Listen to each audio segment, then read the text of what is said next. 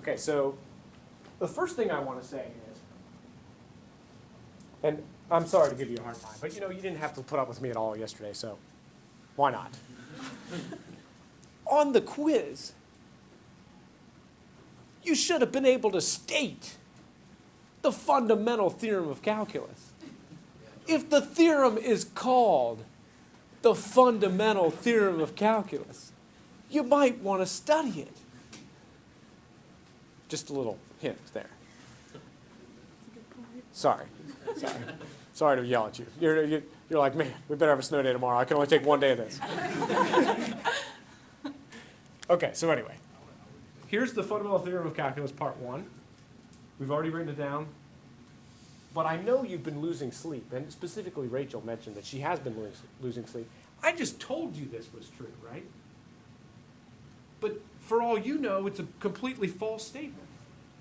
So I need to show you that this is true.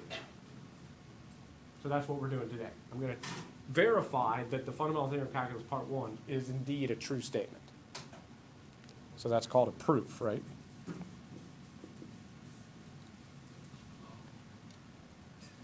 Yeah, so bring back bad memories of geometry, right? Only even worse because this is those with calculus. Okay.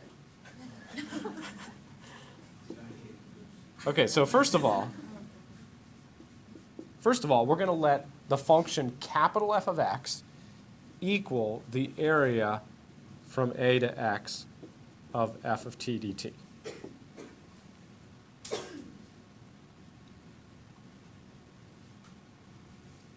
This is nothing earth-shattering because we've done this before, right? What does capital F of x usually stand for? The antiderivative of little f, right? And what's a sly way to find the antiderivative? Slap the integral in front of it, right? So it's not any big deal. Well, it is a big deal, but it's not new that we're calling this antiderivative capital F of x.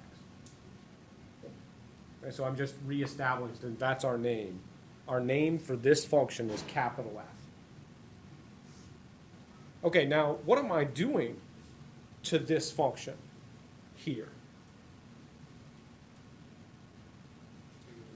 It's got a ddx in front of it, right? So I'm taking the derivative of it.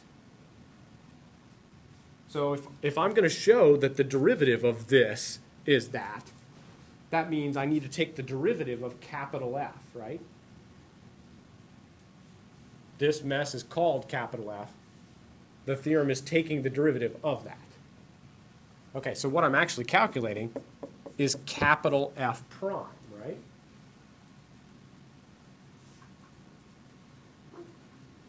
So how do you take a derivative of a function? If it's a power, you just move the exponent out front, and if it's a sine, it's cosine. We don't know what capital F is. We don't know if it's a power or a sine or a cosine. So what's the way to take a derivative is the limit as h approaches 0 of f of x plus h minus f of x all over h, right? Okay, so that's the limit as h approaches 0 of f of x plus h minus f of x all over h. So unfortunately, for this proof, we have to go back to the old painful way of taking the derivative. Because we don't know if this is a power or a trig or exponential or a what. We don't know what shortcut to do on this because we don't know what it is. So we have to do the thing that works on anything. Okay, so we're taking the limit as h goes to 0 of that. Okay, so now I'm going to just look at this. That's plugging x plus h into f. So let's go back here and look at f. When I plug something into this f, where does it go? Right there, right? If I plug a 3 into this function, I'm taking the area from a to 3. If I plug a 7 into this function, I'm doing the area from a to 7. So I sometimes call it the area up to function because of that. So if I'm plugging x plus h into this function, then that'll make that an x plus h. Okay, so I've got the limit as h goes to 0, of the area from A to x plus h underneath f of t dt minus, so I haven't gotten too far in the problem right now. I just recopied the limit, and I rewrote that circled thing this way.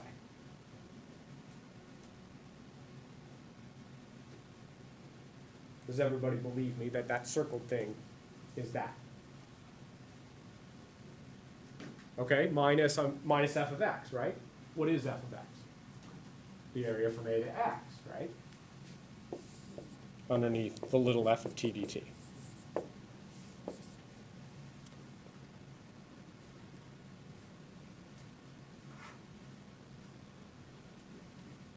Everybody doing okay? Okay, so this is the area from A to x plus h. So let's draw a picture of that. Here's my f of t, little f of t. And I'm going to take the area from A to x plus h. So that's all that area, right? Then I'm separately taking the area from A to x.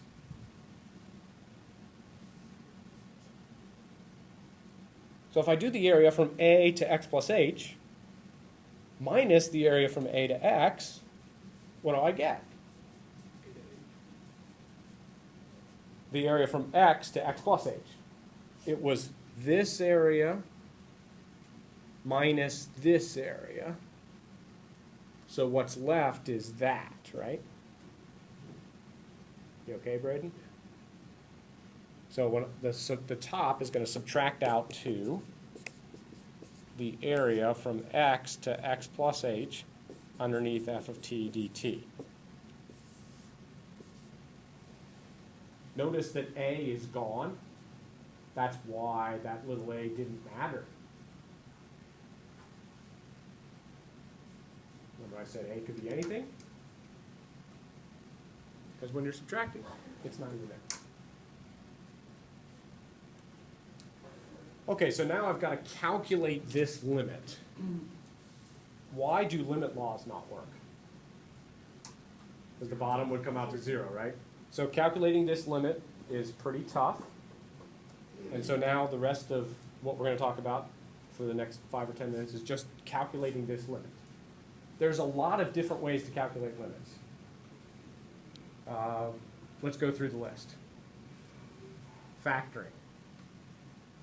Rationalize it.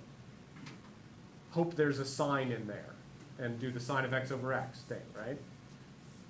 Remember that list? Okay, one of the things on the list was the sandwich theorem. That's what we're going to use. We're going to use the sandwich theorem to calculate this limit. Okay, so let's try to remember the sandwich theorem a little bit. Sandwich theorem says you have to get the function you care about trapped in between two other functions. So there's the one you care about, and you got one below it and one above it, right? And then you have to take the limit of the g and the limit of the h.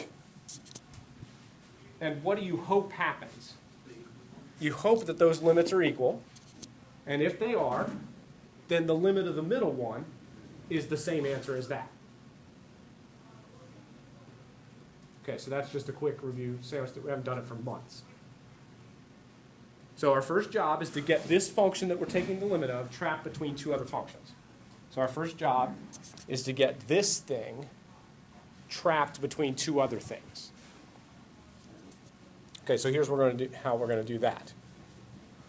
We are going to think about our function, f of t dt.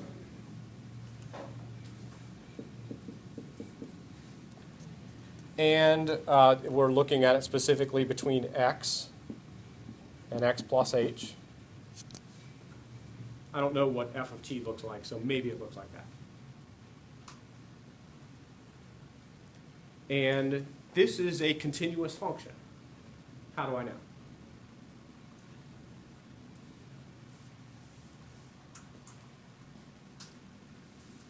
It's part of the requirements of the theorem. So it's a continuous function in between x and x plus h. So it's a continuous function on a closed interval. A continuous function on a closed interval has to have an absolute max. That's the extreme value theorem. Where's the absolute max on this picture? Right there, right? I'm going to call that capital M for maximum. And a continuous function on a closed interval also has to have an absolute min. So I'm going to call that little m for the min.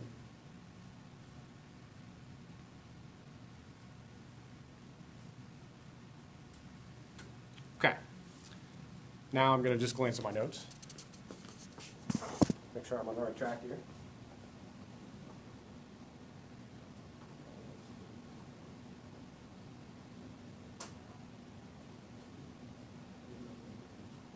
Okay. Now I'm going to look at this rectangle here and this width. That width is h. If you go from x to x plus h, that's a width of x. Sorry, it's a width of h. Everybody okay? And the height is little m. So the area of that rectangle is little m times h. And that is smaller than the area from x to x plus h.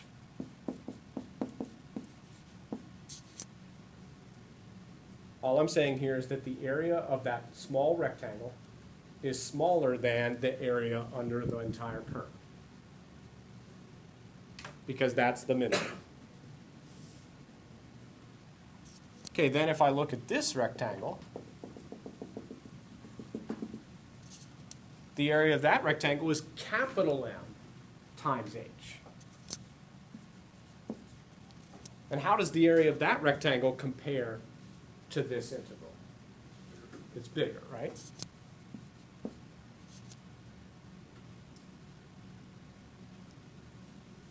So now I'm going to divide by h everywhere.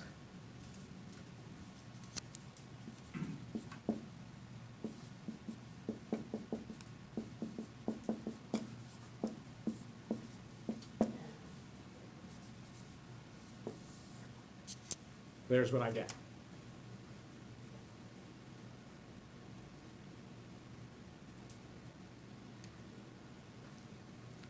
mh divided by h is little m, right? Capital MH divided by h is capital M. Then the middle divided by h is just the middle divided by h. Okay, now why am I excited about this? Yes? Because, I don't know if I'm right, but because of the whole integral thing right there, since it has the integral of whatever from x to x plus h, the h should be able to cancel out the other h, since the x's cancel each other as well. Since it's just kind of the distance of h. Sort of. Sort of. The real reason I was caring about this is, and thank you for saying, I see what you're saying, and there's something to what you're saying, but we're trying to take the limit of this function, right? And so we wanted that function trapped between two other functions. If I'm going to do the sandwich theorem or the squeeze theorem, I've got to get the function that I care about in between two other things. And there it is, trapped in between two other things. Okay, now what do I do next? Take the limit of that and the limit of that and hope they come out to the same answer, right? Okay, so I'm going to take the limit as h approaches 0 of little m, and then separately I'm going to take the limit as h approaches 0 of capital M.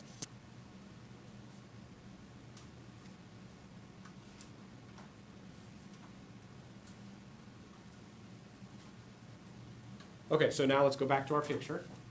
And when h is going to 0, this is going to shift farther this way, right? H is the distance between there and there. So as h goes to 0, this goes this way. Okay, so let's say h becomes a little bit smaller, and now I'm going there. Where's my little m? Still there, right? Okay, so now let's say h changes to here. No, better yet, before we get to there. Let's say my h changes to there. Where's my little m? Where's the min of this function now? Right there, right? And then if I move a little bit, the little m's going to be here, and then here, and then here. But then when I change my h so that I'm here, now where's the little m? There. The height there is now my little m. So what's the limit of little m? It's that height. That height is f of x.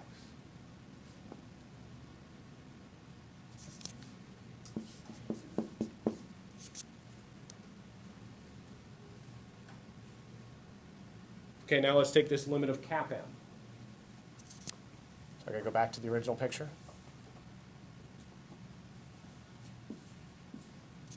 So my cap m starts out there, right? Then I make h a little bit smaller.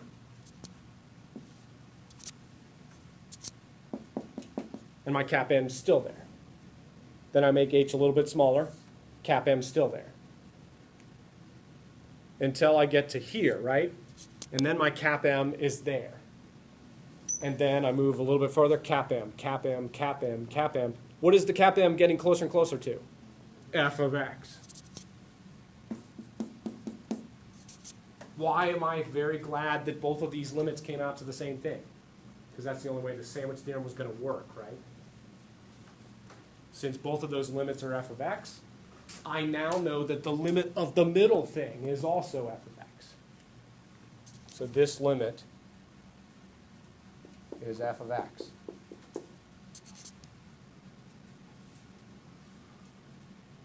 Why am I glad that that limit is f of x? Because that was the derivative of my cap f. So apparently my cap f's derivative is f of x. And that's what the theorem says. The theorem says that my cap f's derivative is f of x.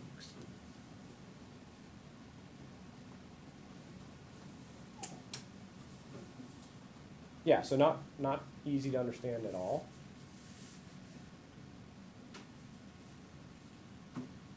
Anybody have any questions? So now you can sleep at night knowing that the fundamental theorem of calculus part 1 is true, right? And you should have gotten that on the quiz too, right? Should have been able to prove it without ever seeing it. Come on. No, I'm kidding. There was supposed to be on the snow day last week, that's when I was going to do this. So then you may have had a prayer maybe of getting part of this, maybe. But I might as well end with what I started with. You should have been able to state it. Come on. Come on, it's the fundamental theorem.